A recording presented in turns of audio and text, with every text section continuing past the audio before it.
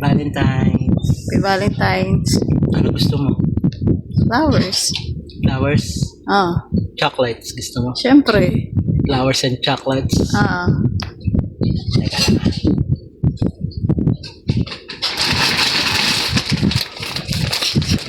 ano na naman yan? Flowers. Yan na naman? Flowers yan. Dati ganyan yan. Flowers yan. Nahinog na. Naging ganito na. Sige na nga. Ayan. Pero meron pa yan.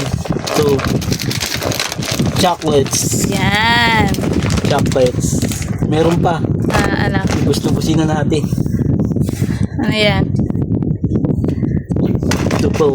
Yan ano? Yung pinaka gusto mo. Ayoko niyan. Kamukha mo ng ate.